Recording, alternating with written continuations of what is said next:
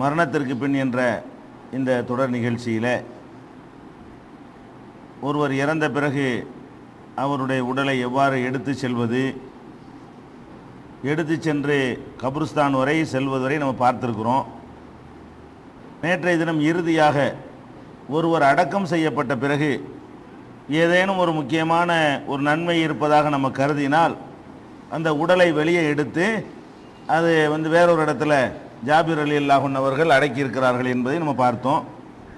நபிகள் நாயகம் ஸல்லல்லாஹு அலைஹி வஸல்லம் அவங்க கூட என்ன பண்ணுறாங்கன்னு கேட்டால் இதையும் ஜாபிர் தான் அறிவிக்கிறாங்க, அவங்க தெரிஞ்சே தான் செஞ்சுருக்கிறாங்க.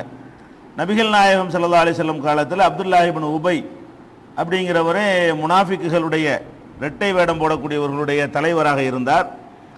அவர் இறந்த உடனே அவருடைய மகன் முஸ்லீமாக இருந்து நபிகள் நாயகம் ஸல்லல்லாஹு அலைஹி வஸல்லம் அவங்கள்ட்ட கேட்டுக்கொண்ட உடனே என்ன கேட்டுக்கொள்கிறாருன்னா, அவங்களுடைய மேலாடைய நீங்கள் எங்கள் தகப்பனாருக்கு நீங்கள் போடுங்க அப்படின்னு அவர் கேட்டுக்கொள்கிறார். நபிகள் நாயகம் ஸல்லல்லாஹு அலைஹி வஸல்லம் குழிலாம் தோண்டி அவர் உள்ளே வச்சாச்சு. வச்ச உடனே வர்றாங்க, என்ன செய்கிறாங்க, ஆளை மேலே தூக்கு அப்படின்னு சொல்லி அவங்க அணிந்திருந்த அந்த ஆடை என்ன செஞ்சாங்க, அவருக்கு போட்டு அணிவிச்சு அடக்கம் பண்ணாங்க. அப்போ உள்ளே வச்ச கபரை ஜனாசா வெளியே எடுத்து கபருக்குள்ளே வச்சு அந்த ஜனாசாவை வெளியே எடுத்து வேற ஒரு ஆடை தன்னுடைய போர்வையை போர்த்தி அவங்க அடக்கம் செஞ்சாங்க. இது கூட ஏன் செஞ்சாங்கன்னு கேட்டால், அப்பாஸ் ரலியல்லாஹு அன்ஹு அவர்கள் பத்ரு போரில் எதிரணியில் இருந்தார். பத்ரு யுத்தம் நடக்கும் பொழுது அப்பாஸ் அந்த அணியில் இருந்தார். அவர் கைதியாக பிடிக்கப்பட்டு மதீனாவில் கொண்டாந்து வைக்கப்பட்டிருக்கிறார். அப்போ அவருக்கு நல்ல ஆடை இல்லை, கிழிஞ்ச ஆடையை போட்டுக்கொண்ட ஒரு நிலையில் அவர் இருக்கிறார். அவருக்கு என்ன செய்கிறாரு, இந்த அப்துல்லாஹ் இப்னு உபை முனாஃபிக்கா இருந்தாலும் அவர் என்ன பண்ணுறாருன்னா, நல்ல ஒரு ஆடை கொண்டாந்து கொடுத்து நீ போட்டுக்கப்பா அப்படின்னு சொல்லி கொடுக்குறாரு. நபிகள் நாயகம் ஸல்லல்லாஹு அலைஹி வஸல்லம் என்ன பண்ணுறாங்கன்னா, அந்த கணக்கு தீர்க்கணும்ல, இந்த ஆளுக்கு ஒரு நன்றி கடன் பட்டவராக இருக்கக்கூடாதுங்கிறதுக்காக வேண்டி அப்பாஸுக்கு அவர் தன்னுடைய பெரிய தகப்பனார் அப்பாஸ் தன்னுடைய பெரிய தகப்பனாருக்கு இவருடைய ஒரு சட்டையை கொடுத்துருக்காரு ஒரு நேரத்தில். அதுக்கு நம்ம பிரதிபலன் ஒன்று செய்யாமல் இருக்கிறோம், அதனால் அவருடைய ஜனாசாவுக்காக என்ன செய்வோம், ஒரு மகன் கேட்டுக்கொண்டதற்கு இணங்க நம்ம ஒரு நல்ல ஆடையை போற்றி அனுப்புவோங்கிற அடிப்படையில் நபிகள் நாயகம் ஸல்லல்லாஹு அலைஹி வஸல்லம் அவர்கள் அந்த ஆடை அணிவித்தார்கள். இதில் மேட்ரு என்னன்னு சொன்னால், கபூரில் வச்ச ஜனாசாவை வெளியே எடுக்கலாம், சும்மா ஒரு சட்டையை மாற்றுறதுக்காக கூட நெஞ்சிருக்கிறாங்க எடுத்திருக்கிறார்கள் என்பதை பார்க்கிறோம். இதை ஜாபிர் தான் அறிவிக்கிறாங்க. இது புகாரியில் 1350 இன்னும் பல இடங்களில் பதிவு செய்யப்பட்டிருக்கிறது. இதை அடிப்படையாக வச்சு தான் அவர் கூட என்ன செய்கிறாரு, தன்னுடைய தகப்பனாரை வேற ஒரு 2 பேரோட சேர்த்து அடக்குனதுனால அதை அவருக்கு மனசு பிடிக்காம வேற ஒரு குழியை வெட்டி அந்த தகப்பனார் மட்டும் தனியாக எடுத்து அடக்கம் பண்ணுறார். இது நபிகள் நாயகம் ஸல்லல்லாஹு அலைஹி வஸல்லம் வாழ்கிற காலத்தில் நடந்ததுனாலையும் இந்த மாதிரியான ஒரு சம்பவம் எல்லாம் தெரியாமல் இருக்க முடியாது. ரசூல் ஸல்லல்லாஹு அலைஹி வஸல்லம் காலத்தில் இது நடக்குது, நடந்து ஒரு 2-3 நாளில் ரசூல் ஸல்லல்லாஹு அலைஹி வஸல்லம் மௌத்தா போனால் கூட தெரியலன்னு சொல்லிடலாம். கிட்டத்தட்ட 8 வருஷம் வரைக்கும் ரசூல் ஸல்லல்லாஹு அலைஹி வஸல்லம் அவர்களுக்கு பிறகு ஜாபிர் வாழ்றாரு. அப்போ ஜாபிர் அவர்கள் இந்த செஞ்ச செயல் தவறுன்னு சொன்னால் பரவலாக பேசப்பட்டு இந்த மாதிரி ஜாபிர் பண்ணிவிட்டாராம், வாப்பா எடுத்து வேற இடத்துல அடக்கிட்டாரு அப்படின்னு சொல்லி நபி ஸல்லல்லாஹு அலைஹி வஸல்லம் அவர்கள் கண்டிச்சு இருப்பாங்க.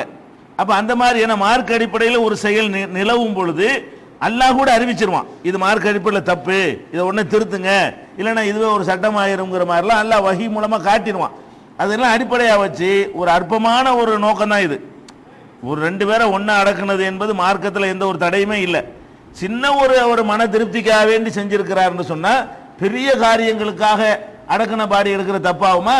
கொலையா தற்கொலையான்னு கண்டுபிடிக்கிறதுக்காக வேண்டி, என்ன மாதிரி கொலை நடந்ததுன்னு கண்டுபிடிக்கிறதுக்காக வேண்டி, அவங்க கற்பழிக்கப்பட்டாங்களா இல்லையான்னு கண்டுபிடிக்கிறதுக்காக வேண்டி, இது போன்ற இதை விட முக்கியமான ஒரு நோக்கத்திற்காக வேண்டி வெளியெடுப்பதோ சோதனை செய்வதோ அதெல்லாம் மார்க்கத்தில் எந்த விதமான ஒரு தடையும் கிடையாது என்பதை விளங்கிக் கொள்ள வேண்டும்.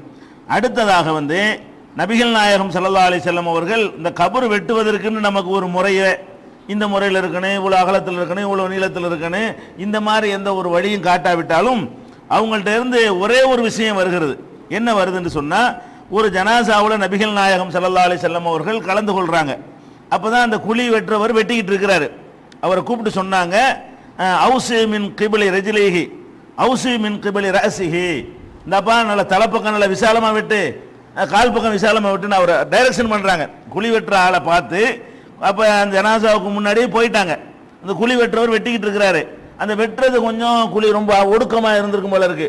நபிகள் நாயகம் ஸல்லல்லாஹு அலைஹி வஸல்லம் சொல்கிறாங்க, கொஞ்சம் விசாலமாக வெட்டுப்பா, இதுக்கு ஒடுக்கமாக வெட்டுற, கொஞ்சம் விசாலமாக தோண்டு, தலைப்பம் கொஞ்சம் விசாலமாக்கு, கால் பக்கம் விசாலமாக்குன்னு சொல்லி இந்த விசாலமாக்குற சம்பந்தமாக அவருக்கு அறிவுரை சொன்னார்கள் அப்படிங்கிற ஒரு செய்தி முஸ்னத் அகமதுல 2894, அது மாதிரி பைஹக்கிலையும் இது ஆதாரப்பூர்வமாக பதிவு செய்யப்பட்டிருக்கிறது. இது ஒரு குழி வெட்டக்கூடிய கபூரில் அடக்கம் செய்யக்கூடிய ஒரு முறை. அடுத்து என்னன்னு கேட்டால், இந்த அடக்கம் செய்வதற்கு இது காரணம் நமக்கு தெரியவில்லை. நபிகள் நாயகம் ஸல்லல்லாஹு அலைஹி வஸல்லம் அவர்கள் ஏனோ இதில் ஒரு கவனம் செலுத்தியிருக்கிறார்கள்.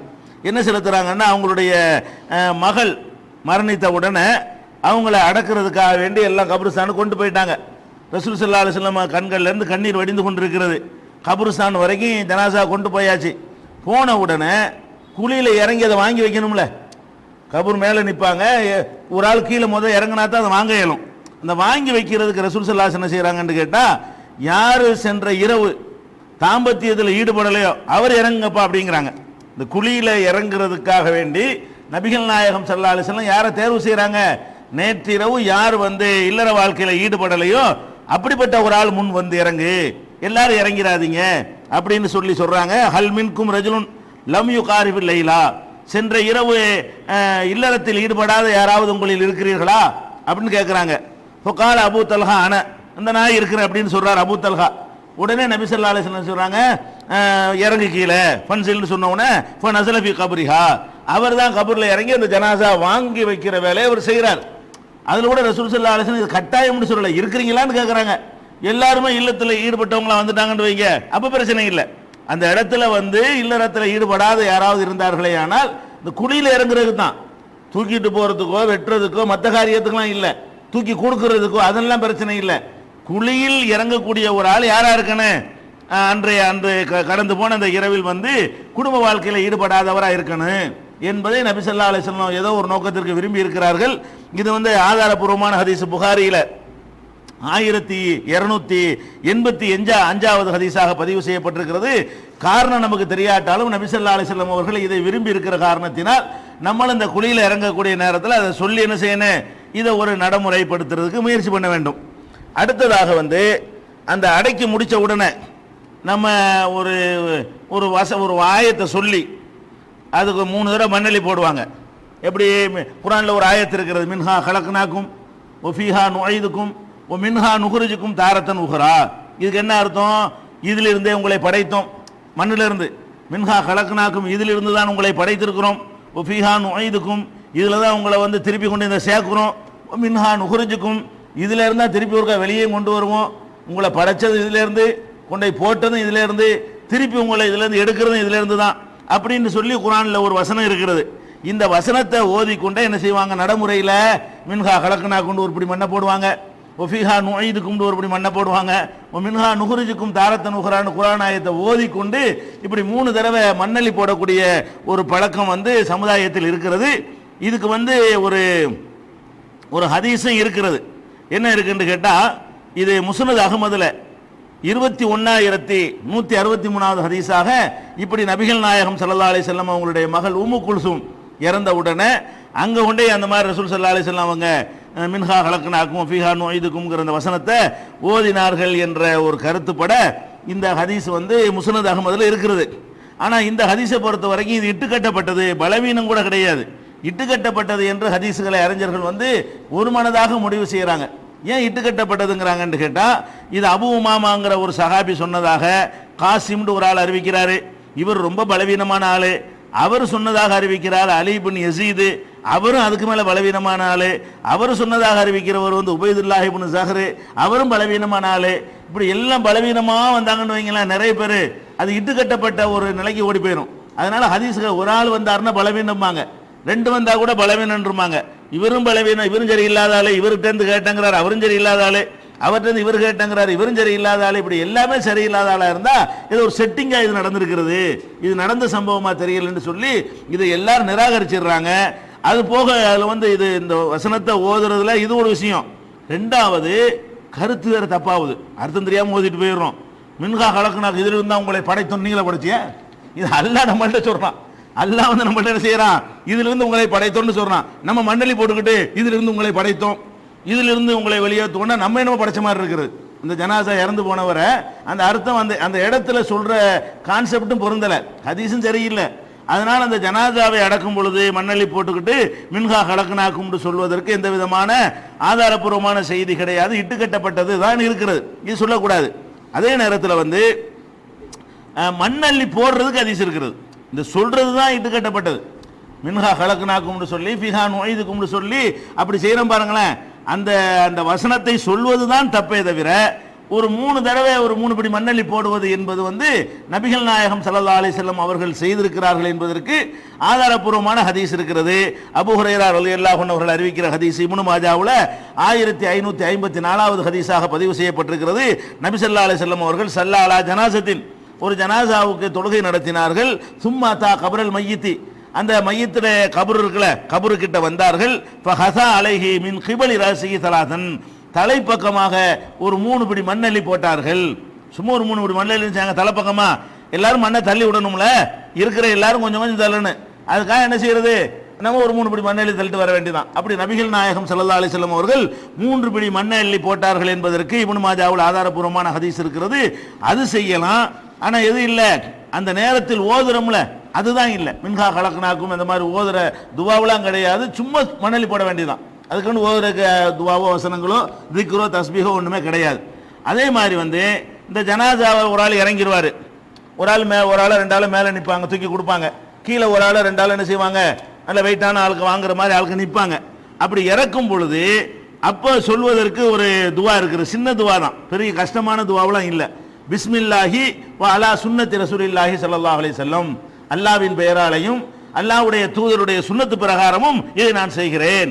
இந்த அடக்கம் பண்ற இந்த மெத்தேடு வந்து எங்களுக்கு அல்லாஹ்வுடைய தூதர் சொல்லி தந்தது, அந்த முறைப்படி நாங்கள் செய்கிறோம் அப்படிங்கிற ஒரு உறுதிமொழி கூட. சின்ன விஷயம். பிஸ்மில்லாஹி வ அலா சுன்னத்தி ரசூலில்லாஹி ஸல்லல்லாஹு அலைஹி வஸல்லம் அப்படிங்கிற ஒரு வார்த்தையை வந்து சொல்லணும். இது நபிகள் நாயகம் ஸல்லல்லாஹு அலைஹி வஸல்லம் அவர்களே நமக்கு கட்டளை இடுகிறார்கள். இதா வலாத்து மௌதாக்கும் ஃபி குபூரிஹிம், இறந்தவர்களை அவர்களுடைய கபர்களில் நீங்கள் வைக்கும் பொழுது ஃபகூலு, நீங்கள் எல்லாம் சொல்லுங்கள். பிஸ்மி வைக்கிறாள் தான் சொல்லணும், நிற்கிற 50 பேரும் சொல்லக்கூடாது. அந்த கீழே நின்று வாங்குறவர் மேலே நின்று இறக்குறவங்க அதை வைக்கிறவங்க. நம்மளாம் நின்று பார்த்துக்கிட்டு இருந்தோம்னா நம்ம சொல்ல தேவையில்லை. அதை வாங்கி வைக்கிறவங்க எப்படி வைக்கணும், பிஸ்மில்லாஹி வ அலா சுன்னத்தி ரசூலில்லாஹி ஸல்லல்லாஹு அலைஹி வஸல்லம் என்று நீங்கள் சொல்லுங்கள். மூத்தாவை வந்து இறந்து போனவர்களை கபரில் வைக்கும் போது சொல்ல வேண்டும் என்று நபிகள் நாயகம் ஸல்லல்லாஹு அலைஹி வஸல்லம் சொன்னது இப்னு உமர் வழியாக பதிவு செய்யப்பட்டிருக்கிறது. இது முஸ்னத் அஹ்மதுல 4982, 5115 ஆகிய ஹதீஸ்களில் இடம்பெற்றிருக்கிறது. இது ஒரு முறை. அதுக்கப்புறம் வந்து அந்த அடக்கிலாம் மண்ணள்ளி போட்டோம்ல, போட்ட என்னென்ன செய்யக்கூடாதுன்னு ஒரு பட்டியல் தனியாக இருக்கிறது. செய்கிற விஷயங்களே நம்ம முடிச்சுட்டு செய்யக்கூடாது என்னென்னலாம் பழக்கத்தில் இருக்குதோ அது பூராத்தையுமே நம்ம வரிசையாக ஒன்றுனா பார்ப்போம். என்னென்னலாம் இல்லாத விஷயங்கள்னு, செய்ய வேண்டிய விஷயங்கள். அதில் வந்து சிலதை வந்து தவறாக புரிந்து கொண்டு சில காரியத்தை செய்கிறாங்க. அடக்கி முடித்தவொன்னு என்ன செய்வாங்கன்னு கேட்டால், அங்கனக்குள்ளே இருக்கிற ஏதாச்சும் ஒரு செடி கொடியை பறிச்சுக்கிட்டு வந்து அந்த இடத்துல அந்த கபர் மேலே என்ன செய்வாங்க, அதை ஊண்டி வைப்பாங்க.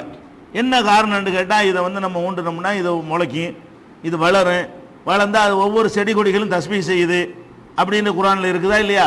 அதனால செடி கொடிகள்லாம் தஸ்பீஹ் செய்கிறதுனால, இது தஸ்பீஹ் பண்ணுறதுனால அவருக்கு வேதனை லேசாகும். எதுக்கு இதை வைக்கிறாங்கன்னு கேட்டால், அடக்கி முடித்த உடனே அந்த பகுதியில் என்ன செடி கிடைக்குமோ அந்த செடியை கொண்டு அதில் ஊண்டி என்ன செய்வாங்க, தண்ணிலாம் ஊற்றி அதை தொடர்ந்துலாம் பராமரிக்கிறலாம் கிடையாது. சும்மா சடங்கு தானே எல்லாம். மரத்தை ஊற்றினா டெய்லி போய் பார்த்து தண்ணி ஊற்றி அதுக்காக செய்கிறாங்கன்னா அப்படியும் செய்ய மாட்டாங்க. 4 நாள் கழிச்சு போய் பாருங்க, எல்லாம் வாடி போய் கிடக்கு. சும்மா அப்படி சொல்லிக்கிறது, தத்துவம் சொல்லிக்கிறது. அப்போ அந்த செடிக்கு என்ன செய்வாங்க, அதை ஊண்டி தண்ணியை ஊற்றிட்டு வந்துடுவாங்க. ஏன்னு கேட்டால் காரணம் என்ன சொல்லுவாங்கன்னு கேட்டால், அது செடிகள் தஸ்பீஹ் செய்யுதுன்னு சொல்லுவாங்க. ஆனால் இதுக்கு ஒரு ஹதீஸையும் ஆதாரம் காட்டுவாங்க. என்ன ஹதீஸு, நபிகள் நாயகம் ஸல்லல்லாஹு அலைஹி வஸல்லம் அவர்கள் ஒரு பிரயாணத்தில் ஒரு பக்கம் போய் கொண்டிருக்கிறார்கள். அப்போ 2 கபர் பக்கத்தில் இருக்கிறது. அந்த 2 கபரில் உள்ளவர்களும் வேதனை செய்யப்படுகிறார்கள் என்பது அல்லாஹ்வுடைய தூதராக இருக்கிற காரணத்தினால அல்லாஹ் அறிவிச்சு கொடுத்துருக்கிறான். அவங்க சொல்றாங்க, இந்த 2 கபரில் இருக்கிறவர்களும் வேதனை செய்யப்படுகிறார்கள். ஏன் வேதனை செய்யப்படுகிறார்கள் கேட்டால், பெரிய பாரதூரமான குற்றம் செய்ததற்காக வேதனை செய்யப்படலை. ஒரு ஆள் கோல் சொல்லிட்டு இருந்தார், இன்னொரு ஆள் சிறுநீர் கழிக்கும் போது மறைவிடத்தில் கழிக்க மாட்டாரு, 4 பேர் பார்க்குற மாதிரி கழிப்பாரு. அந்த மாதிரி நம்ம நாட்டு மக்கள் கழிக்கிறாங்களா, அது மாதிரி இப்படி கழிக்கக்கூடியவராக இருந்தார். அதனால தான் வேதனை செய்யப்படுறாங்கன்னு சொல்லி ரசூல் ஸல்லல்லாஹு அலைஹி வஸல்லம் சொல்லிட்டு, அந்த வேதனை செய்யப்படுறத பார்த்துட்டு ஒரு ரசூல் சும்மா போக முடியுமா? நமக்கெல்லாம் வேதனை செய்யப்படுறது தெரியாது. அல்லாஹ்வுடைய ரசூல்களை காட்டி கொடுத்துட்டான். அப்போ காட்டி கொடுத்து நம்ம முன்னாடி வேதனை செய்யப்படுறத பார்த்துவிட்டு நம்ம பாட்டுக்கு போனோம்னா அந்த உம்மத்துக்கு ஒன்றும் செய்யாத ஆயிடுவோமே அப்படிங்கிறதுக்காக என்ன பண்ணுறாங்க, ரசூல் ஸல்லல்லாஹு அலைஹி வஸல்லம் ஒரு பேரிச்ச மட்டையை எடுத்துக்கொண்டு வர சொன்னார்கள். பேரிச்ச மட்டை ஒன்று எடுத்துட்டு வாங்க, அந்த கபர்கிட்ட நிற்கிறாங்க, அந்த ரெண்டு கபர்களையும் வேதனை செய்யப்படுது அப்படின்னு சொல்லிவிட்டு அந்த ரெண்டு கபருக்கு பக்கத்தில் நின்று கொண்டு ஒரு பேரிச்ச மட்டை எடுத்து கொண்டு வாருங்கள் அப்படின்னு சொன்னாங்க. அதை இரண்டாக அவர்கள் உடைத்தார்கள். உடைத்து விட்டு இந்த கபூரில் ஒன்று ஒரு பேரிச்ச மட்டை எடுத்து ரெண்டா உடைச்சி இந்த கபூரில் ஒன்று அந்த கபூரில் ஒன்று என்ன செஞ்சாங்க, நட்டி வச்சாங்க. நட்டி வச்ச உடனே அப்போ ரசூல் ஸல்லல்லாஹு அலைஹி வஸல்லம் அவங்கள்ட்ட கேட்குறாங்க, அல்லாஹ்வுடைய தூதரே இது ஏன் யார சொல்லலாம் லிமஃபால் தஹாதா, ஏன் இப்படி செய்கிறீங்க, மட்டையை ஒண்டி எதுக்கு நட்டுறீங்க அப்படின்னு கேட்குறாங்க. அப்போ நபி ஸல்லல்லாஹு அலைஹி வஸல்லம் சொல்கிறாங்க, லஅல்லஹு யுஹஃபஃபு அன்ஹுமா மாலம் யைபஸா, இந்த ரெண்டு காயிற வரைக்கும் அல்லாஹ் வந்து அவர்களுக்கு வேதனை லேசாக்க கூடும், இந்த ரெண்டு காயிற வரைக்கும் லேசாக்க கூடும் அப்படின்னு சொல்லி நபி ஸல்லல்லாஹு அலைஹி வஸல்லம் சொல்கிறாங்க. அப்போ இதைத்தான் ஆதாரமாக வச்சு பார்த்தீங்களா ரசூல் ஸல்லல்லாஹு அலைஹி வஸல்லம் அவர்களே ஒரு மட்டையை வைத்திருக்கிறார்கள். அப்போ அதுல இருந்து என்ன செய்கிறது, இந்த மாதிரி பசுமை வந்து அந்த கபருக்கு மேலே இருந்தால் அவங்களுக்கு வேதனை லேசாக்கப்படும் என்று என்ன செய்கிறாங்க அப்படிங்கிறாங்க. இப்படின்னா ஒரு ஆளுக்கு கூட வேதனை இல்லாமல் ஆக்கிவிடலாம். 50 பேருக்கு ஒரு பெரிய ஆலமரத்தை நட்டி வச்சோன்னு வைங்களேன், அதுக்கு ஆலமெல்லாம் யாருக்குமே வேதனை இருக்காது. ஆனால் நீங்கள் யோசிச்சு பார்க்க வேண்டும், இந்த ஹதீஸ் இப்படி தான் புரிஞ்சு கொள்வதா? இப்படி புரிஞ்சு கொள்ள இயலாது. ஏன்னா இதில் வந்திருக்கக்கூடிய பல பல ரிவாயத்துகளை பல அறிவிப்புகளை வச்சு பார்த்தோம்னு சொன்னால் நபிகள் நாயகம் சார் அந்த மரத்தினால அந்த மட்டையினால் அவங்களுக்கு வேதனை லேசாக்கப்படவே இல்லை. எதனாலன்னு விளங்குது பாருங்க. அதுக்கு முந்தி நம்ம மரஞ்செடிகள் இருக்குல்ல, இந்த மரஞ்செடிகளில் வந்து பேரிச்ச மரம், இந்த பனை மரம், தென்னை மரம் அதெல்லாம் ஒரு ஜாதிங்க, அதெல்லாம் அது ஒரு வகையான ஜாதி. மற்ற மரங்கள்லாம் ஒரு ஜாதி, செங்குத்தா வளருதுல, பேரிச்சை தென்னை அது மாதிரி பனை மரங்கள்லாம் அதில் உள்ள மட்டையை கொண்டுனா முளைக்காதுங்க. வேற எந்த மரத்தினுடைய குச்சியை எடுத்து கொட்டினாலும் முளைக்கும். பேரிச்ச மரத்து மட்டையை எடுத்து ஊண்டுனா முளைக்குமா? முளைக்கவே செய்யாது. முளைக்கிற தன்மை எதுவும் கிடையாது, இந்த மூணுக்கும் கிடையாது. இந்த மூணுக்குன்னா அது வித்துல இருந்தால் முளைக்குமே தவிர, முருங்கை மரம் இருக்கு ஒரு குச்சியை ஒடிச்சு வச்சு அது தனியாக தளர்த்துக்கிட்டு வரும். வேப்ப மரத்தினுடைய குச்சியை எடுத்து வச்சானு செய்யும், கொஞ்சம் முத்தின குச்சியாக இருக்கணும், அதுக்காக பிஞ்சியா உள்ளது அதெல்லாம் முளைக்காது. கொஞ்சம் முத்திய குச்சியாக இருந்துச்சுன்னு சொன்னால் அதை நட்டு வச்சு என்ன செய்யலாம், எந்த ஒரு மரத்தையும் அந்த குச்சியை ஊண்டி வச்சு தண்ணி ஊற்றி அதுக்கு உரங்குறம் போட்டோம்னு சொன்னால் அது தனியாக வேறு விட்டு அது தனியாக என்ன செய்யும், விதையிலிருந்து முளைக்கிற மாதிரி அதுவே முளைக்கக்கூடிய ஒரு காட்சியை நீங்கள் பார்க்கலாம். ஆனால் பனைமரத்தினுடைய மட்டையோ தென்னை மரத்தினுடைய மட்டையோ பேரிச்ச மரத்தினுடைய மட்டையோ ஊண்டி வச்சா முளைக்காது. அப்போ ரசூல் ஸல்லல்லாஹு அலைஹி வஸல்லம் வந்து முளைக்கிற செடியை தேடிட்டு வான்னு சொல்லலை. அதாவது முளைச்சு காலமெல்லாம் இது இருக்குன்னு அது ஈரம் இருக்கிற வரைக்கும் அப்படி செய்யாமல் எது முளைக்காதோ அதை கூட என்ன செய்கிறாங்களாம், ஒரு அறிவிப்பில் வருது வந்து சக்கஹா நிசுபைனி, இப்படி உடைக்கல இப்படி பொழந்தாங்களாம் ரெண்டா, அது மட்டையே முளைக்காது. அந்த மட்டையை கூட ரசூல் ஸல்லல்லாஹு அலைஹி வஸல்லம் மட்டையை எடுத்து இப்படி ரெண்டா இப்படி வெட்டல, இப்படி பொழக்கிறாங்க, மீனை பொழக்கிற மாதிரி என்ன செய்யறாங்க, இப்படி ரெண்டா அது மாதிரி பொழக்கிறாங்க. அப்போ பொழந்தா என்னவாகுன்னு சீக்கிரம் காஞ்சி போயிடும். மட்டையை பொழக்காம ஊண்டி வச்சாலாவது கொஞ்ச நேரத்துக்கு அந்த மேலே கோட்டிங் இருக்கிறதுனால காயாம இருக்குங்க. அறுத்து விட்டு என்ன வைங்களேன், கோட்டிங் போயிடுது, சீக்கிரம் காஞ்சி போயிடுறது. அப்போ நம்மளே விறகுக்காக காய போடுறது என்ன செய்வோம், முழு கட்டையை வெட்டி தானே போடுவோம், வெட்டி போட்டால் சீக்கிரம் காஞ்சிடும்.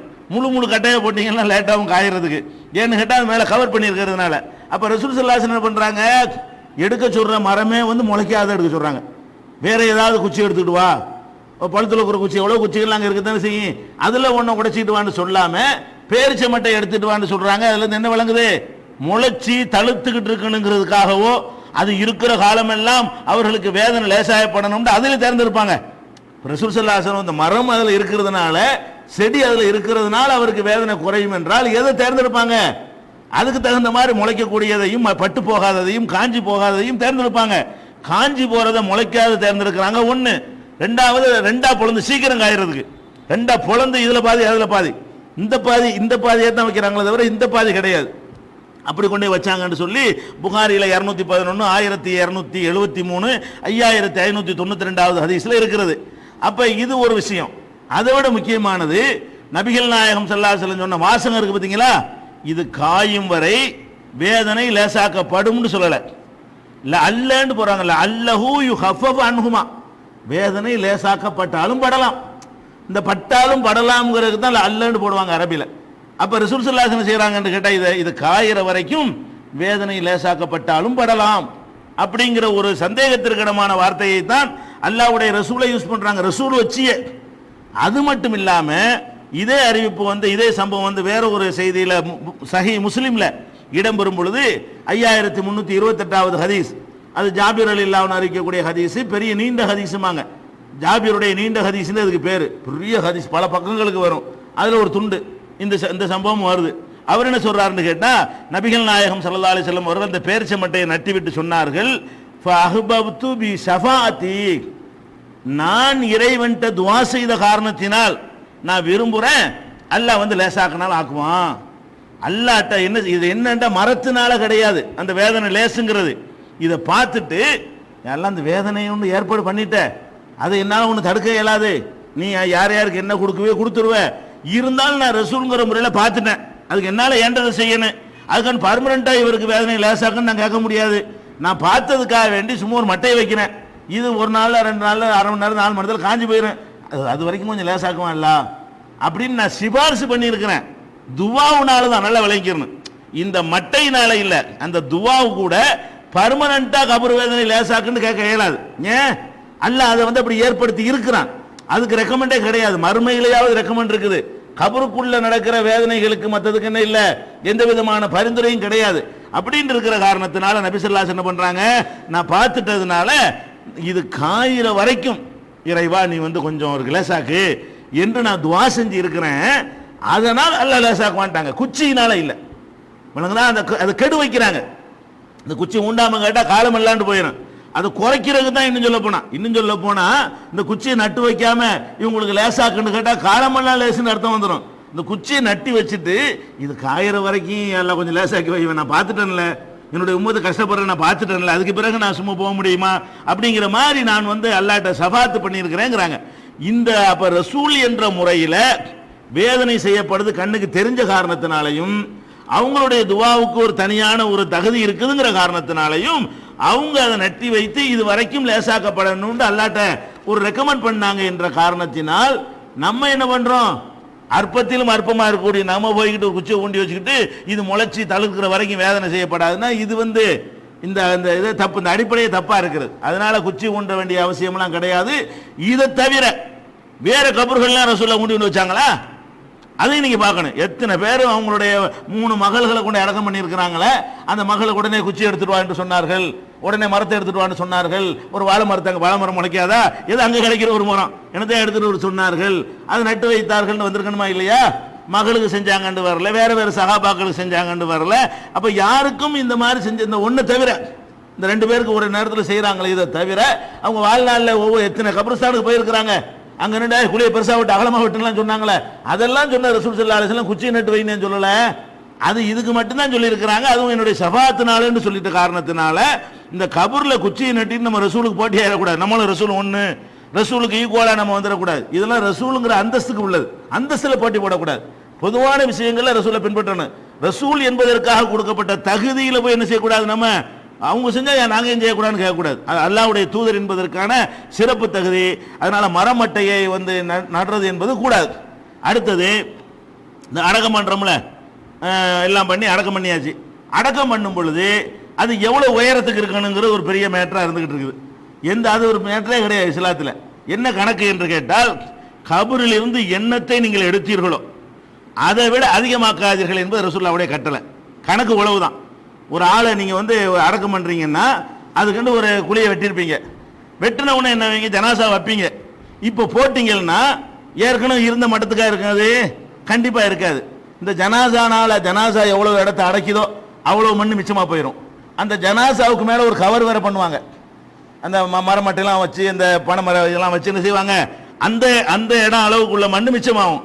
பிளஸ் வந்து அழுத்தி கிடந்துச்சு மண்ணு, வெட்டுறதுக்கு முன்னாடி என்ன செஞ்சு அழுத்தமா கிடந்துச்சு.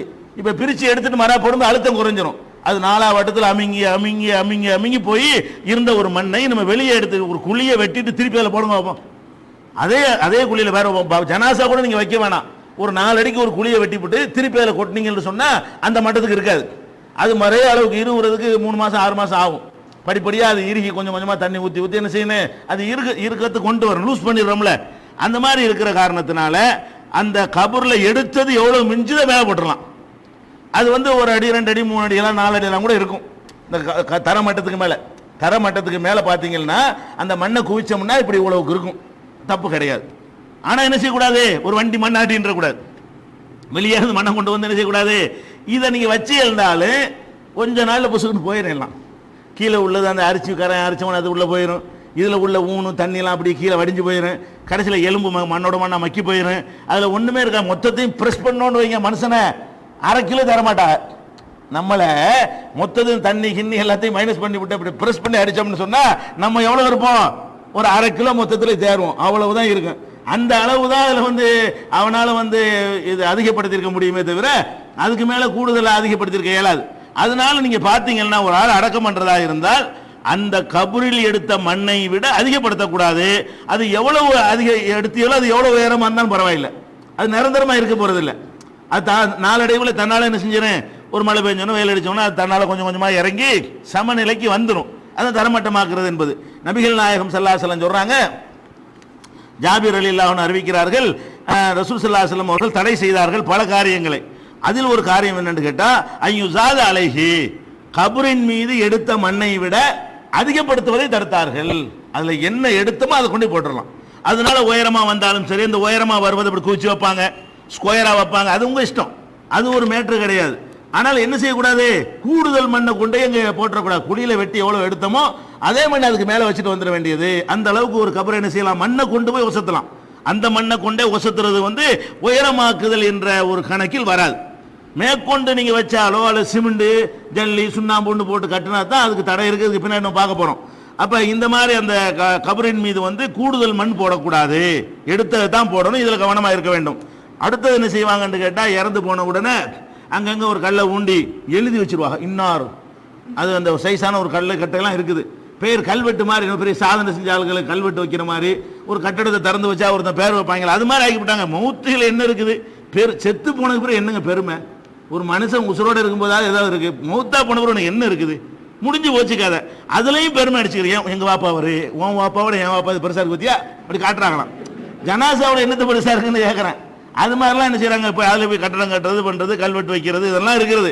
நபிகள் நாயகம் ஸல்லல்லாஹு அலைஹி வஸல்லம் தடுத்தார்கள் என்று இதே ஹதீஸில் ஜாபிர் அறிவிக்கிறாங்கல்ல, அதில் வருகிறது யுக்தப அலைஹி, அதன் மீது எதையும் எழுதுவதை ரசூல் ஸல்லல்லாஹு அலைஹி வஸல்லம் அவர்கள் தடை செய்தார்கள். கபர் மேலே எந்த விதமான கல்லையும் வச்சு இன்னார் அடங்கியிருக்கிறார் அப்படின்னு எழுதி வைக்கிற விளையாட்டுலாம் என்ன செய்யக்கூடாது, வச்சுக்கிறவே கூடாது. ஆனால் ஒரே ஒரு அனுமதி நமக்கு இருக்கிறது. என்ன அனுமதி என்று சொன்னால், நம்ம ஒரு ஆளை அடக்கம் பண்ணுறோம், அதுக்கு பக்கத்தில் நம்ம சொந்தக்காரங்களை அடக்கணும்னு நம்ம நினைக்குவோம், மனசில் நியத்து பண்ணியிருப்போம். இவர் இறந்துட்டாரு, அந்த இடத்த கரெக்டாக அடையாளம் வச்சுக்கிட்டு அடுத்த தடவை நம்ம வாப்பா அம்மா இறந்துட்டாங்கன்னு வைங்களேன், அம்மாவுக்கு பக்கத்தில் வாப்பா இறக்கணும்னு நினச்சிருப்போம். அப்போ வாப்பா கபர் எது நமக்கு தெரியணுமா இல்லையா? தெரியணுங்கிறதுக்காக வேண்டி பர்மனன்ட் இல்லாத வகையில் ஒரு சின்ன ஒரு அடையாளம் வைக்கலாமான்னு கேட்டால் அது வச்சுக்கலாம். என்ன அடையாளம் வைக்கிறது? நபிகள் நாயகம் ஸல்லல்லாஹு அலைஹி வஸல்லம் அவர்களே என்ன செய்கிறாங்கன்னு கேட்டால் ஒரு அடையாளம் வைக்கிறாங்க. என்ன அடையாளம் வைக்கிறாங்கன்னா, உஸ்மான் பின் மதுன் அவர் இறந்த பிறகு, அவரை பற்றி தான் ஏற்கனவே சொல்லி இருக்கிறோம். என்ன சொல்லியிருக்கிறோம்? அல்லாஹ் உங்களை கண்ணியப்படுத்தி விட்டான்னு சொல்லி ஒரு அம்மா சொல்ல, உனக்கு எப்படி அது தெரியும்ன்ற சொல்ல கண்டிச்சாங்கல்ல, அந்த சஹாபி ரசூல் ஸல்லல்லாஹு அலைஹி வஸல்லம் ரொம்ப நெருக்கமான ஒரு சஹாபி. அவர் இறந்த உடனே நபி ஸல்லல்லாஹு அலைஹி வஸல்லம் என்ன செய்கிறாங்கன்னு கேட்டால், அடக்கி முடித்த பிறகு அந்த கல்லை எடுத்துகிட்டு வாப்பாங்கிறாங்க. பக்கத்தில் ஒரு பாறை மாதிரி கிடக்குது ஒரு கல், அதை தூக்கிட்டு வாங்குறாங்க. அது ரொம்ப பெரிய கல்லாக இருந்து தூக்க முடியல. அவர் தூக்க ஏறலைங்கிறார். நான் போய் தூக்க போனேன், ஆனால் தூக்க முடியல அப்படின்னு சொல்லி இந்த மனிதர் சொல்கிறார். உடனே ரசூல் ஸல்லல்லாஹு அலைஹி வஸல்லம் என்ன செய்கிறாங்க, அவங்க போய் கையை சுருட்டி விட்டுக்கிட்டு அவங்க அந்த கல்லை தூக்கிட்டு வர்றாங்க. ரசூல் ஸல்லல்லாஹு அலைஹி வஸல்லம் உடல் வலிமை கூடுனாள், மற்றவங்களுக்கு முடியாது, அவங்க ஈஸியாக செஞ்சிருவாங்க. அதை தூக்கி கொண்டு அந்த கபருக்கு மேலே போடுறாங்க. அடக்கி முடித்த உடனே அந்த இடம் எதுவாக நிறைய குச்சி இருக்கிறது. இந்த இடத்துல தான் உஸ்மான் அடக்கம் பண்ணாரு அப்படின்னு தெரியணுமா? எதுக்கு தெரியணும்? அதை ரசூல் ஸல்லல்லாஹு அலைஹி வஸல்லம் செய்கிறாங்க. காரணம் சொல்கிறாங்க, அத்தால்லும் பிஹா கபராகி வ அதுஃபன இலைஹி மம்மாத்த மின் அஹ்லி. இதை ஏன் அப்படி அடையாளம் வைக்கிறேன்னு கேட்டால், என்னுடைய குடும்பத்தில் வேற யாராவது இறந்து விடுவார்களே, ஆனால் இந்த பக்கத்தில் நான் அடக்கம் செய்ய போகிறேன், அதுக்காக வேண்டி இவர் கபர் எனக்கு தெரியணும். நூற்றுக்கணக்கான கபரில் கொஞ்ச நாளில் மறந்து போயிடுவோம், அதனால தெரியாமல் போயிடக்கூடாதுங்கிறதுக்காக வேண்டி இந்த கல்லை தூக்கி போடுறேன். நவட்டிட்டு போட முடியாமல் ஒரு பெரிய கல், சின்ன கல்லாக இருந்தால் பசங்க ஏற்றி விட்டு போயிடுவாங்க, கொஞ்சம் பெரிய கல்லாக இருந்துன்னு சொன்னால் அது அந்த இடத்துல கிடக்கும். அதனால தூக்குறதுக்கு சிரமப்படக்கூடிய ஒரு கல்லை கொண்டாந்து அந்த இடத்துல போட்டிருக்கிறாங்க, குடும்பத்தார் அடக்கம் செய்யறதுக்காக வேண்டி. அதுக்கு பிறகு போயிடும், அது காலமெல்லாம் இருக்காது. இந்த ஊண்டி வச்சு அதை ஸ்ட்ராங் படுத்துற மாதிரி உள்ளது இல்லாமல் சும்மா ஒதுக்கி மேலே போடுறது, அது மாதிரி வேலையை செஞ்சிருக்கிறார்கள் என்பதற்கு இது ஒரு ஆதாரபூர்வமான ஹதீஸ் தான். இது அபூதாவுதுல 2791வது ஹதீஸாக இடம்பெற்றிருக்கிறது. இந்த அளவுக்கு நம்ம ஒரு அடையாளம் வைத்துக் கொள்ற தேவைப்பட்டால், அது கூட சில ஊரில் என்ன செய்ய மாட்டாங்க, அந்த தர்த்தீப் வச்சிருப்பாங்க. நம்ம இஷ்டத்துக்குலாம் தேர்வு செய்ய முடியாது அடக்கம் செய்கிற இடத்த. இது முதல்ல, இது ரெண்டாவது, மூணாவது, நாலாவது, 50 இடம் வச்சிருப்பாங்க. 50 முடிச்சுட்டு தான் இங்கே பர்மன் இங்கே வரணும், ரவுண்டு முடிச்சுட்டு. அப்படிங்கும்போது நம்ம இஷ்டத்துக்குலாம் முடியாது. அல்லாஹ்வுடைய ரசூலா இருக்கனால அவங்க இஷ்டத்துக்கு அடக்க முடியுங்கிற காரணத்தினால ஒரு அடையாளம் வச்சாங்க. நீங்க அடையாளம் வைக்கிறதுனால அப்படி எதுவும் செய்ய இயலாதுன்னு சொன்னா அதுக்கு போய் அடையாளம் வைக்கிறது சரியில்லை. ஒரு இந்த அடக்கம் பக்கத்தில் உள்ள குடும்பத்தாரை அடக்கம் செய்வதற்காக வேண்டி ரசூல் ஸல்லல்லாஹு அலைஹி வஸல்லம் இந்த ஒரு ஏற்பாடை செய்திருக்கிறார்கள். இது ஒரு விஷயத்தை நம்ம விளங்கிக் கொள்ள வேண்டும். அடுத்தது அடக்கி முடிச்சிட்டோமா, அடக்கி முடிச்ச உடனே ஏற்கனவே ஜனாசாவனா தொழுகை நடத்தியாச்சுங்க, அடக்கம் செஞ்சாச்சு. அடக்கம் செஞ்சு முடிச்ச உடனே ரசூல் ஸல்லல்லாஹு அலைஹி வஸல்லம் என்ன செய்வாங்கன்னு கேட்டால், எப்போ வழக்கம், இது அவங்களுடைய வழக்கமாகவே இருந்தது. கான நபி ஸல்லல்லாஹு அலைஹி வஸல்லம் இதா ஃபரக மின் தஃபனில் மையித்தி, ஒரு மையத்தை அடக்கம் செய்து முடித்த பிறகு நபி ஸல்லல்லாஹு அலைஹி வஸல்லம் அவர்கள் வகஃப அலைஹி, அந்த மையத்துக்கிட்ட நிற்பார்கள். அடக்கி முடிச்சோன்னு ஓடுறதில்ல, எப்படா அடக்குவாங்க ரெடியாக நிற்கிறது, வண்டி வச்சு ஸ்டார்ட் பண்ணிக்கிட்டு அடக்கிட்டாங்கன்னு வண்டி அப்படி எடுக்கிறது இல்லை. நபி ஸல்லல்லாஹு அலைஹி வஸல்லம் அவர்கள் என்ன செய்வார்கள்னா, ஒரு ஜனாசா அடக்கிட்டாங்கன்னு சொன்னால் அதற்கு பக்கத்தில் நிற்பார்கள். நின்று விட்டு ஃபகால சொல்வார்கள், இஸ்தக்ஃபிரு லி அஹீக்கும், உங்களுடைய சகோதரருக்காக எல்லாரும் பாவ மன்னிப்பு தேடுங்கள். ஃபஇன்னஹு ஸலூலஹு தஸ்பீத், அவருக்கு உறுதிப்பாட்டை நீங்கள் அல்லாஹ்விடத்தில் கேளுங்கள். ஃபஇன்னஹு லான யுஸ்அல், இப்போது அவர் விசாரிக்கப்பட்டு கொண்டிருக்கிறார். வச்சு மண்ணை தள்ளுன உடனே வந்துடுறாங்க முன்கர் நக்கீர். அதெல்லாம் எப்படிங்கிற பின்னாடி பார்ப்போம். கேள்விகளை கேட்குறாங்க. இந்த கேள்விகளை கேட்கறதுக்கு அவரே ரிப்ளை சொல்வதோட நம்முடைய துவாவும் சேரணும். எப்படி சேரணும்? யாரெல்லாம் மலக்கெல்லாம் இப்போ கேட்க போறாங்க, அவர் ஒழுங்கா பதில் சொல்றதுக்கு உறுதிப்பாடக்கூடாதுல்ல, கேள்விக்கு சரியான பதில் அதான் சொல்ல வேண்டிய நேரம். கொஞ்சம் செகண்ட்ல வந்துருவாங்க முன்கர் நிக்கலாம். அடுத்த வாரம் வந்து சொல்றதுல வேலை இல்லை. வச்சுட்டு நவண்டவுனா முன்கர் நிக்கிறாங்க வந்துருவாங்க. அப்போ வந்து கேள்வி கேட்கறதுக்கு முன்னாடியே நம்ம என்ன செய்யணும்? கேட்க வேண்டிய நேரத்தில் செஞ்சாதான் உதவியா இருக்கு. நம்ம பாட்டு அடக்கிட்டு 10 நாள் சென்று போய் துவா செஞ்சா என்ன, அது என்ன யூஸ் என்ன? அதுக்கெல்லாம் கேள்வி கேட்டு முடிச்சுட்டு போயிடுவார் அவர். அப்போ வச்ச உடனே முன்கர் நக்கீருடைய கொஸ்டின் இருக்கிற காரணத்தினால அடக்கி முடிச்ச உடனே அங்கே நின்று கொண்டு என்ன செய்யணும்? ஒவ்வொரு முஸ்லீமும் நபிகள் நாயகம் ஸல்லல்லாஹு அலைஹி வஸல்லம் தான் மட்டும் இதை செய்யல, நமக்கு உத்தரவு போடுறாங்க. இஸ்தக்ஃபிரு லி அஹீக்கும், உங்கள் சகோதரருக்காக நீங்கள் அல்லாஹ்விடத்தில் பாவ மன்னிப்பு தேடுங்கள். ஃபஇன்னஹு லான யுஸ்அல், இப்போ அவர் விசாரிக்கப்படுகிறார் என்று ரசூல் ஸல்லல்லாஹு அலைஹி வஸல்லம் சொல்றாங்க. அப்ப நம்ம என்ன கேட்கணுமா? ஸலூலஹு தஸ்பீத், 2 கேள்வி கேட்கணுங்கிறாங்க. ஒன்று யாரெல்லாம் பாவத்தை மன்னிப்பாயாக, 2வது முன்கர் நக்கீர் கேட்கும் பொழுது உறுதியான பதில், சரியான பதில் சொல்வதற்கு அவர் நாக்கிலிருந்து அந்த வார்த்தைகளை வர வைப்பாயா. உங்கள் லாங்குவேஜில் கேட்கலாம். ரசூல் ஸல்லல்லாஹு அலைஹி வஸல்லம் தனி துவா கற்றுத்தரவில்லை, நீங்களா கேட்டுக்கிறீங்க, நம்ம பக்கம் தள்ளி விட்டாங்க. அப்ப ரசூல் ஸல்லல்லாஹு அலைஹி வஸல்லம் அங்க உட்கார்ந்து ஓதி ஆமீன் சொல்றது கூட உண்டாக்கல. எல்லாரும் துவா செய்ய போறேன் அம்பட்டு ஆமீன் சொல்லுங்க அப்படின்னு சொல்லாம, நீங்கள் உங்கள் சகோதரருக்கு பாவ மன்னிப்பு கேட்டுக்கொள்ளுங்கள், நீங்கள் அவருக்கு உறுதிப்பாய் கேளுங்கள், இவ விசாரிக்கப்படுகிறாருங்கிறாங்க. அப்ப என்ன விளங்குது? அடக்கி முடித்த பிறகு ஒவ்வொருவரும் தனிப்பட்ட முறையில் அந்த இறந்தவருக்கு பாவ மன்னிப்பை கேட்க வேண்டும். உறுதிப்பாட்டை கபரில் நின்று இவங்க என்ன செய்வாங்க? அடக்கி வாசல் ஃபாத்தியாம்பர் அஜர்த்து. இது மார்க்கத்தில் உள்ளது கிடையாது. இன்னைக்கு என்ன ஹோல்சேல் ஓதுறது? ரசூல் ஸல்லல்லாஹு அலைஹி வஸல்லம் ஓதலைய ரீட்டைல் அவங்கவுங்க ஓதிக்கிறதா ஹோல்சேல் துவா இருக்கா மார்க்கத்தில்? இது ஒட்டுமொத்தமாக எல்லாருக்கும் சேர்த்து ஓதுறாரு, அதெல்லாம் கிடையவே கிடையாது. அவரவர் ஓதும் போது உள்ளத்திலேருந்து ஓதுவாரு, அது புரிஞ்சு ஓதுவாரு, அதுல அவருக்கு நன்மை கிடைக்கும். அதனால அடக்கம் செஞ்சுட்டு கபருஸ்தானை விட்டு வெளியே வராமலேயே அந்த இடத்துல நின்று கொண்டே என்ன செய்யணும்? எல்லாரும் இஸ்தக்ஃபிரு, அந்த அவருக்காக பாவ மன்னிப்பு தேடிவிட்டு அவருக்கு உறுதிப்பாட்டை கேட்க வேண்டும் என்பதை நபிகள் நாயகம் ஸல்லல்லாஹு அலைஹி வஸல்லம் அவர்கள் கற்றுத் தந்திருக்கிறார்கள். இது ஒரு விஷயத்தை அறிந்து கொள்ள வேண்டும். அடுத்து என்ன கேட்டா, இந்த அடக்கி முடிச்ச பிறகு நம்ம நடைமுறையில் ஒரு வழக்கம் இருக்கிறது. என்ன வழக்கம்? குறிப்பிட்ட நாட்களில் சோறாக்கி போடுறது, அது அன்னைக்கே சாப்பாடாக்கி இறந்தவர்கள்ட்ட இருந்து விருந்து கொடுக்கறது, 3ஆம் நாள் விருந்து, 7ஆம் நாள் விருந்து, 40ஆம் நாள் விருந்து, வருஷ விருந்து, இது மாதிரியான ஒரு பழக்கம் இருக்கிறது. ஆனால் நபிகள் நாயகம் ஸல்லல்லாஹு அலைஹி வஸல்லம் அவர்கள் காட்டி தந்த மார்க்கத்தில் இதுக்கு அனுமதியே இல்லை. என்ன அனுமதி இருக்குது? ஜாஃபர் இறந்த பொழுது ஏற்கனவே சொல்லப்பட்டிருக்கிறது. ஜாஃபர் ரலியல்லாஹு அன்ஹு அவர்கள் அவங்களுடைய தம்பி, அவங்க இறந்த பொழுது ரசூல் ஸல்லல்லாஹு அலைஹி வஸல்லம் சொன்னார்கள், இஸ்னவுலி ஆலி ஜாஃபர் தாமன், ஜாஃபருடைய குடும்பத்தாருக்கு நீங்கள்லாம் சாப்பாடு செஞ்சு கொடுங்க அப்படின்னு சொல்லி ரசூல் ஸல்லல்லாஹு அலைஹி வஸல்லம் அவர்கள் சொல்லி, அது ஏன்னா அவங்களுக்கு வேற ஒரு கவலை இருக்கிறது, இப்போ சோறெல்லாம் ஆக்க முடியாது அவங்களுக்கு, அதனால நீங்க சமைச்சு கொடுங்கன்னு சொல்லி மற்றவங்களுக்கு உத்தரவு போட்டாங்களே தவிர மௌத்தான வீட்டில் சமைக்க சொல்லி போய் திங்கிறதுக்கு ரசூல் ஸல்லல்லாஹு அலைஹி வஸல்லம் அவர்கள் அதுக்கு ஆர்வம் மூட்டவும் இல்லை, சொல்லவும் இல்லை. இது ஏற்கனவே சொல்லப்பட்டிருந்தாலும் திருமதியில் 919, அகமது, அபு தாவூத், இப்னு மாஜா, தாரகுத்னி, ஹாக்கிம், தபரானி இதெல்லாம் பதிவு செய்யப்பட்டிருக்கிறது. அதே மாதிரி நபி தோழர்கள் கூட இந்த ஹதீஸின் அடிப்படையில் தான் வாழ்நாள் பூரா செயல்பட்டிருக்காங்க. எப்படி செயல்பட்டிருக்காங்க? குன்னா நரல் இஜ்திமா இலா அஹ்லில் மையித்தி ஓ சுன்னாத்தி தாமி மினன் நியாகத்தி, ஒரு இறந்தவர்கள் வீட்டில் போய் மொத்தமாக போய் எல்லாரும் குழுமுவது, அங்கே போய் சோத்தை திங்கிறது, அதுக்காக வேண்டி விருந்து தயாரிக்கிறது, இதுகளை எல்லாம் நாங்கள் ஒப்பாரி வைக்கிற வகையில் ஒரு வகையாக நாங்கள் கருதி கொண்டிருந்தோம். நான் ஒப்பாரி வைக்கிறது எப்படி நாங்கள் தப்புன்னு நினைச்சோமோ அந்த மாதிரி மௌத்தான வீட்டில் சோத்துக்காக மௌத்தான வீட்டில் சோறா என்னங்கடா பண்றீங்க அப்படின்னு கேட்பாங்களாம் சகாபாக்கள். அதை வந்து நாங்கள் ஒரு ஒப்பாரிக்கு நிகராகத்தான் இதை கருதி வந்தோம் என்று சொல்லி ஜரீர் இப்னு அப்துல்லாங்கிற சஹாபி சொல்றாங்க. இது இப்னு மாஜாவில் 1601 அகமது இதுல எல்லாம் பதிவு செய்யப்பட்டிருக்கிற ஒரு ஹதீஸா இருக்கிறது. அதனால இறந்தவர்களுக்காக வேண்டி இந்த சோறு கொடுக்கிறது இந்த மாதிரி விஷயங்கள் எல்லாம் இருக்கக்கூடாது. இது போக இந்த இறந்தவர்கள் தொடர்பாக உள்ள நடைமுறையில் உள்ள சில பழக்கங்களை உங்களுக்கு சுட்டி காட்டுகிறோம். அதில் எல்லாமே தவறானவை. இப்போ நம்ம சொல்லக்கூடியது எல்லாமே தவறு. என்ன தவறுனா, சிலது வந்து குளிப்பாட்டும் போது செய்கிற தவறுகள், சிலது தூக்கிட்டு போகும்போது உள்ள தவறுகள், சிலது அடக்கும் போது உள்ள தவறுகள், சிலது அடக்கி முடிச்ச பிறகு 4 தவறும் இப்போ வரிசையாக நம்ம சொல்லுவோம். 4 வகையிலும் தவறு செய்கிறார்கள். ஃபர்ஸ்ட் தவறு என்னன்னு கேட்டால், இறந்தவருக்கு வந்து என்ன செய்வாங்கன்னு கேட்டால் அந்த நகத்தில் வெட்டுவாங்க. குளிப்பாட்டும் போது என்ன செய்கிறாங்கன்னா வழக்கத்தில் நகத்தை வெட்டி அந்த ரேசர் கொண்டு வாங்கன்னு சொல்லி முடியெல்லாம் எடுக்குவாங்க.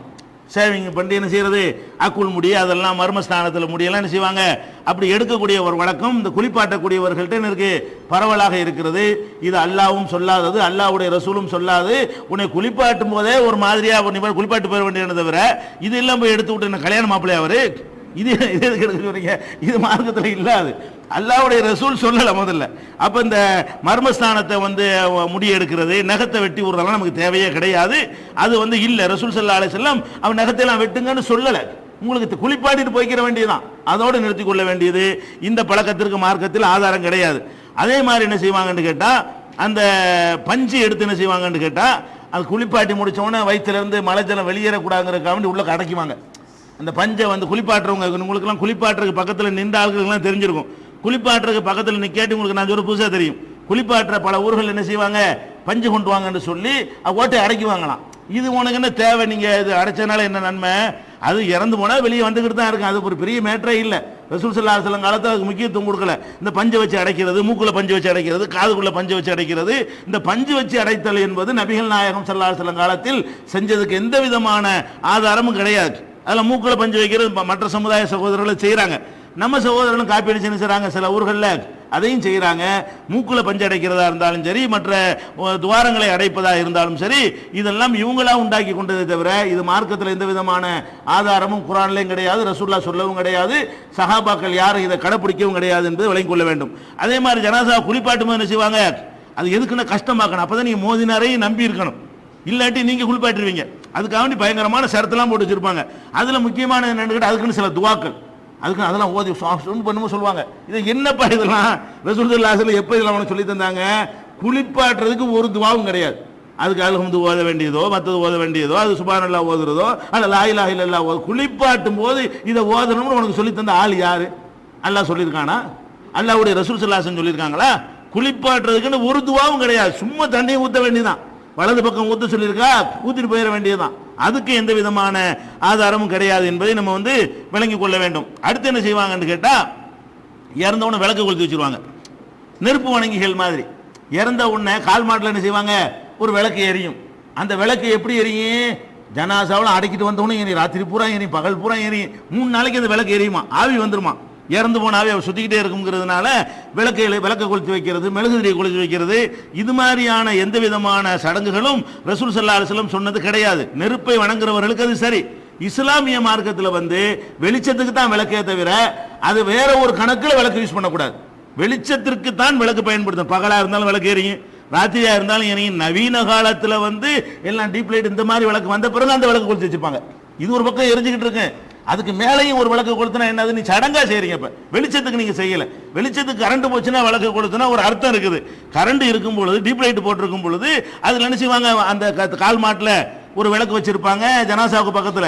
ஜனாசாவை எடுத்துட்டு போயிட்டா கூட ராத்திரி பூரா விளக்கு எரிஞ்சுட்டே இருக்கும். இது எதுக்கு செய்றீங்க? அப்ப நெருப்புக்கு என்னமோ இருக்குதுங்கிற மாதிரி அது ஒரு பெரிய சடங்கு மாதிரி செய்றீங்க. இது அல்லாஹ்வும் ரசூலும் சொல்லி தராத ஒரு விஷயம், இது செய்யக்கூடாது.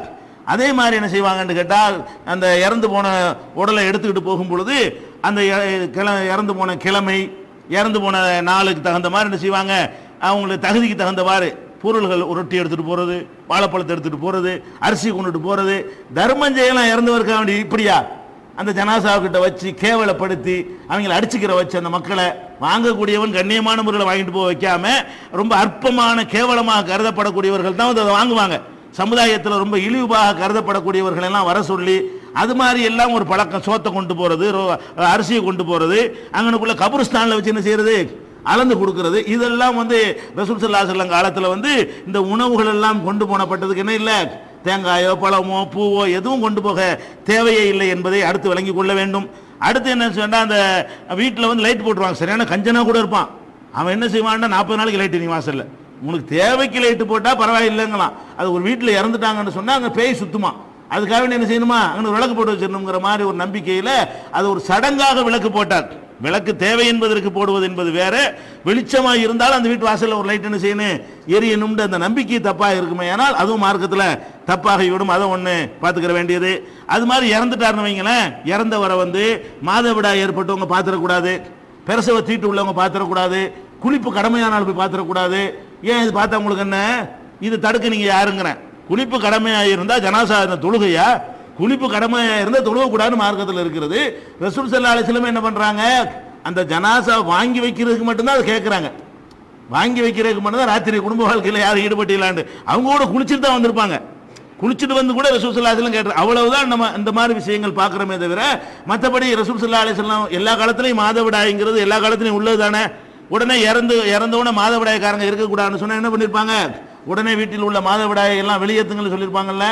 அதனால ஜனாசாவை போய் மாதவிடாய்க்காரங்க பார்க்குறதோ, அல்லது நிபாசுக்காரங்க பிரசவ தீட்டு உள்ளவங்க பார்க்குறதோ, அல்லது குளிப்பு கடமையான நிலையில் இருக்கக்கூடியவர்கள் பார்ப்பதோ, அதெல்லாம் மார்க்கத்தில் எந்த வகையிலும் தப்பு கிடையாது.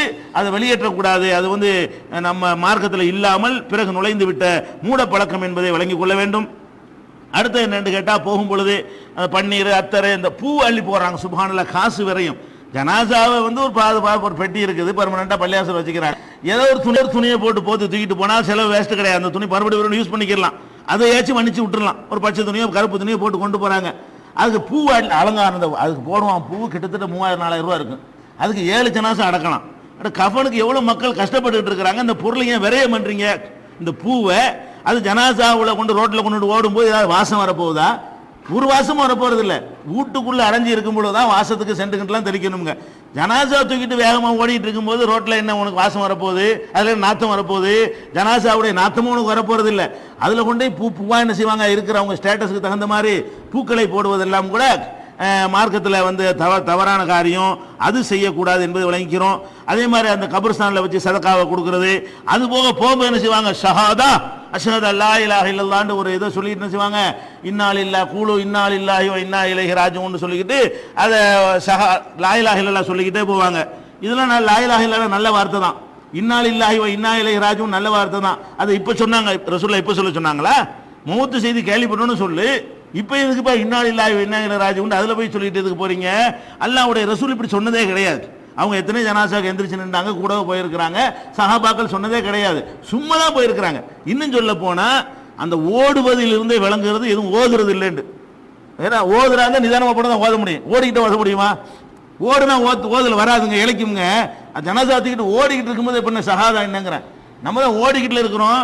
அப்போ ரசூல் ஸல்லல்லாஹு அலைஹி வஸல்லம் காலத்தில் ஓடுவது தான் இருந்துச்சே தவிர அதுக்குன்னு உள்ள துவாக்கள் எதுவுமே கிடையாது என்பதை என்ன செய்கிறோம், அதை வச்சுடுறோம். சில ஊரில் என்ன செய்வாங்கன்னு கேட்டால், அந்த அடங்கி முடிச்சவன தண்ணி தெளிக்கிறது, தண்ணி தெளிச்சு இருக்க வைக்கிறாங்களா, அதுவாக இருக்கிற போகுது தண்ணியை தொளிச்சு என்ன செய்ய, அதுக்கு சில சடங்கெல்லாம் வச்சுக்கிறா, செம்பளை தண்ணி கொண்டு எல்லாம் சங்கப்பா அப்படி கேட்பார் மோதினார், அது வாங்கி என்ன செய்வாங்க, அதுக்கு என்னமோ துவாகலாம் ஓதி இங்கிட்டு கொஞ்சம் அங்கிட்டு கொஞ்சம், அது ஒரு சடங்கு மாதிரி. அதை இவர் போய் என்னமோ செஞ்சா தான், அதாவது அது காப்பி அடிக்கிறது, புரோகிதத்தை உண்டாக்குறது. இவர் போய் என்னமோ செஞ்சா தான் அது ஒழுங்கா அந்த அடக்கம் நடக்குதுன்னு காட்டணுமா. இதெல்லாம் ஒண்ணுமே மண்ணெளி போட்டு வந்துகிட்டு இருக்க வேண்டியதுதான். ஓத வேண்டிய துவாக்களை எல்லாம் விட்டுவிட்டு என்ன செய்யறது, தண்ணி தெளிக்கிற வேலையை நடத்தி கொண்டிருக்கிறார்கள்.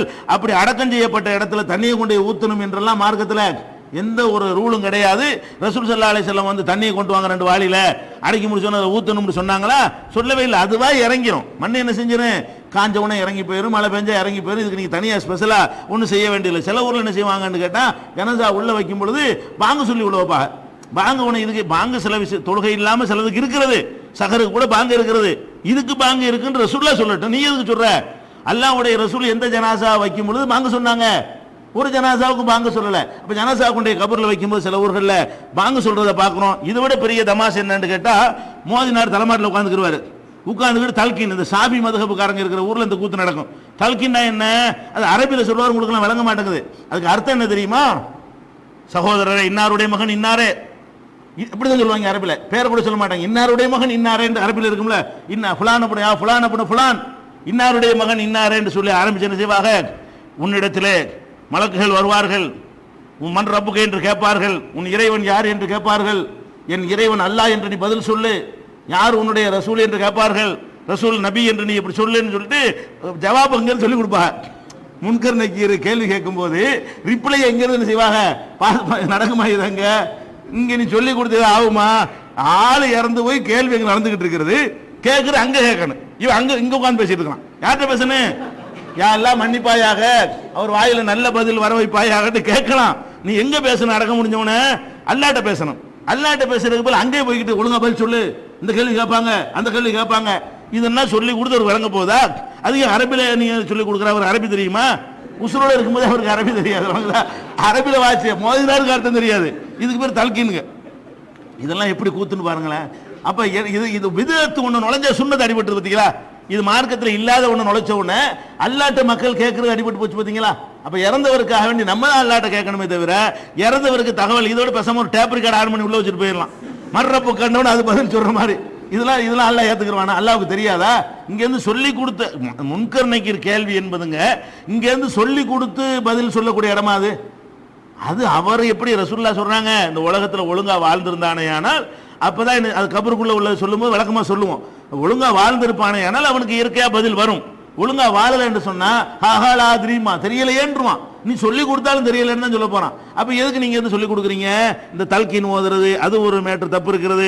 அது முடிஞ்சவன செய்வாங்க, ஜனாசா அடக்கி முடிச்சவன அவர் தேடுவாங்க, பாப்பாவே மோனையை தேடி முசாபா ஒவ்வொருத்தரா போய் முண்டி அடிச்சுட்டு போய் என்ன செய்வாங்க, அந்த இறந்தவர் சொந்தக்காரருக்கு அங்க ஒரு முசாபகா, வீடு வரைக்கும் விரட்டிக்கிட்ட வந்த அவன் நான் ராத்திரி புறம் தூங்காம கஷ்டப்பட்டு கவலையில இப்பதான் அடக்கி முடிச்சுட்டு லேசா போய் சாயலான்னு போவானா, ஓட்டு படை எடுக்கிறது முசாபா செய்யறதுக்காக வேண்டி. இது யார் கொண்டு வீடு வரைக்கும் யார் போச்சுன்னா, வீடு வரைக்கும் போகணுன்ற அவசியம் கிடையாது. ரசூல் ஸல்லல்லாஹு அலைஹி வஸல்லம் 2 தான் சொன்னாங்க, ஒன்னு தொழுகிற வரைக்கும் கலந்துட்டு திரும்பி போ, ஒரு கீராத்து கிடைக்கும், இல்லைன்னா அடக்கம் செய்யற வரைக்கும் இருந்துட்டு போயிட்டே 2 கீராத்து கிடைக்கும்னாங்க. 3வது கீராத்து வீடு வரைக்கும் போகணும்னு சொன்னாங்களா? ரசூல் ஸல்லல்லாஹு அலைஹி வஸல்லம் நமக்கு நேற்று சொன்ன ஹதீஸ்ல என்ன வருது, 2 தானே சொன்னாங்க, ஒன்னு தொழுதுட்டு போய்கிட்டு இருக்கீங்க, இல்லாட்டி அடக்கிட்டு போயிட்டே இருங்க. அடக்கிட்டா வீட்டுக்கு போவீங்களா, அவங்க வீட்டுக்கு போய் தொந்தரவு பண்ண போறீங்க? இறந்தவர் வீட்டில் எவ்வளவு அது ஒரு நியூசன்ஸா இருக்கும், அவங்களுக்கு டிஸ்டர்பா இருக்குமா இல்லையா? இதெல்லாம் தேவையே இல்லை. வந்தமா அடக்கம் பண்ணமா மார்க் இருப்பில் செஞ்ச வேலையை செஞ்சமா போய்கிட்டே இருக்க வேண்டியதுதான். அங்க போயிட்டு முசாபா செய்ய போறது, கட்டி அணைக்கிறது, மானக பண்றது, இதெல்லாம் மார்க்கத்தில் அல்லாஹ் ஒரு சூழல் நமக்கு சொல்லித்தராத விஷயங்கள். இதுகளை தவிர்த்து கொள்ள வேண்டும். அதே மாதிரி என்ன செய்வாங்கன்னு கேட்டா, அந்த வீட்டில் வந்தவொடனே அவர் என்னத்தை விரும்பி சாப்பிடுவாரோ அதை தர்மம் செய்யறதுன்னு ஒரு பழக்கம் இருக்கிறது. அவர் நல்ல பிரியாணி சாப்பிட்றவர் என்ன செய்யறது, பிரியாணி அன்னைக்கு அடக்கிட்டு வந்த உடனே பிரியாணியா சப்ளை பண்றது, அவர் சாராயம் அடிக்கிறது, சாராயத்தை கொடுக்கறது, விளையாட்டு சொல்லல அப்படி வச்சு பார்த்தே ஒரு ஊர்கள்லாம் இருக்குது. இதெல்லாம் மார்க்கத்தில் இல்லாது, அவர் விரும்பினதை கொடுக்கணும்லாம் மார்க்கத்தில் இல்லை. தர்மம் செய்கிற முறையும் இப்படி கிடையாது. இது ஒரு விஷயத்தை செஞ்சுக்கிட்டு இருக்கிறாங்க. அதே மாதிரி என்ன செய்யறாங்கன்னா, சில பகுதிகளில் இறந்தவருக்கா வீட்டில் உட்காந்துக்கிட்டு சாதிலியா தரிக்கால ஹல்கான்னு ஒன்று இருக்கும். ஹல்காண்டா என்ன, ரவுண்டு கட்டி நின்றுக்குருவாங்க. இறந்த வீட்டிலங்க இறந்தவருக்கு நன்மை சேர்க்கிறாங்களாம். ரவுண்டு கட்டி நின்றுக்கிட்டு இந்த டான்ஸ் ஆடிக்கிட்டு வச்சுவாங்க, ஒரு பாட்டு படிப்பாங்கல்ல, இதை படிச்சுக்கிட்டு இறந்தவர் வீட்டில் கூத்தாநல்லூர், அத்திக்கடை, புதக்குடி, இந்த தஞ்சை மாவட்டங்கள்ல எல்லாம் இந்த மாதிரியான ஒரு பழக்கம் இருக்கிறதும் பார்க்குறோம். இதெல்லாம் மார்க்கத்தை இதாக இறந்தவருக்கு நன்மை செய்கிற முறையா? இதெல்லாம் அல்லாஹ்வுடைய ரசூல் காட்டி இதெல்லாம் கிடையாது. இப்படிலாம் செஞ்சுக்கிட்டு இருக்கிறாங்க. அதே மாதிரி கூலிக்கு ஆளை பிடிச்சிக்கிட்டு ஒரு ஜுஸ்வா கொடுத்து குரானை ஓத வைக்கிறது, அது அதுக்கு கூலி கொடுக்கறது, இதெல்லாம் வியாபாரம், குரானை வியாபாரம் பண்ணுறதுல வந்துடும். இது பழக்கத்தில் இருக்கிறது. அதே மாதிரி என்ன செய்வாங்கன்னா, அடக்கி முடிச்ச உடனே முதல் சந்திப்புன்னு வச்சுக்கிறாங்க. பல பகுதிகளில் குறிப்பாக ஷியாக்கள்கிட்ட அதிகமாக இருக்கிறது. அடக்கி முடிச்சோன்னா சுப்புக்கு தொழுதும் நேரங்க போயிடுறது. முதல் நாள் இன்னைக்கு அடக்கிட்டோன்னு வைங்களேன், முதல்ல போய் அங்கே ஒரு சலாம் கொடுத்துடணுமா. ஃபர்ஸ்ட் சலாம் கொடுக்க தவறுனா அங்கே வந்துடுமா. எங்க நம்ம வீட்டுக்கு இப்படி எல்லாம் நம்பிக்கையில் இது மாதிரி எல்லாம் செய்கிறாங்க. அதே மாதிரி இறந்து போகிறதுக்கு முன்னாடி தன்னுடைய கபரை தானே தயாரித்து வைக்க சில ஆளுக்கு, நம்ம அடக்க இடம் அப்படின்னு தயார் பண்ணி, இதெல்லாம் ரசூலுல்லாஹ் காட்டாத வழி. ரசூல் ஸல்லல்லாஹு அலைஹி வஸல்லம் அவர்கள் தனக்காக கபரு தோண்டி வச்சிருந்தாங்களா? அதெல்லாம் பெரிய மௌத்துக்கு அஞ்சாதவன்னு காட்டுறாங்களாம். இதுக்கு ஆதாரம் கிடையாது. அதே மாதிரி ஷாபான் இரவுல, வெள்ளிக்கிழமை இரவுல, குறிப்பிட்ட நாட்களில் போய் அவங்கள சந்திக்கணும், ஜியாரத்து பண்ணணும் என்பது. அதை விட முக்கியம் என்னன்னு கேட்டால், இந்த கபருக்கு போறாங்கன்னு வைங்களேன், திரும்பி வரும்போது முதுவை காட்டிட்டு வரமாட்டா, இப்படி போய் நின்று இப்படி தான் வருவா. இந்த கபர்ஸ்தான கடன் தான் திரும்பி போவா. இது என்ன மார்க்கத்தில் போய் சலாம் திரும்பி வந்துட்டு இருக்க வேண்டியதானே, முதுவை காட்டக்கூடாதான். அப்படி சலான்னு சொல்லிட்டு இப்படி ரிவர்ஸில் இப்படி அப்புறமேல என்ன செய்வாங்க, திரும்புறது. அது மாதிரி கபூரில் போய் நின்றாலும் இப்படி கை கட்டி இப்படி தான் நிற்கிறது. ஹனபின்னா எப்படி நிற்கிற, ஷாபின்னா எப்படி நிற்கிற, கை கட்டிக்கிட்டு. எது அல்லாஹ்வுக்கு முன்னாடி நிற்கிற மாதிரி, கபருக்கு முன்னாடி தர்காவாக இருந்தாலும் சரி, எந்த ஒரு கபருக்கு முன்னாடி கை கட்டி நிற்பது, முதுகு பக்கமாக திரும்பி வருவது, இது மாதிரியான பழக்கங்கள் எல்லாம் நிறைய இருக்கிறது. இதுகள் எல்லாம் என்ன செய்யணும், கபரை கட்டி அடைக்கிறது, கபரை முத்தமிடுவது, இதுகள் எல்லாம் நிறைய பழக்கங்கள் இருக்குது. இந்த மாதிரியான விஷயங்கள்லாம் தவிர்த்து கொள்ள வேண்டும். இது போக அடக்கம் சம்பந்தமான மேலும் சில செய்திகள் இருக்கின்றன. இன்ஷா அல்லாஹ் அதை நாளைக்கு பார்க்கலாம்.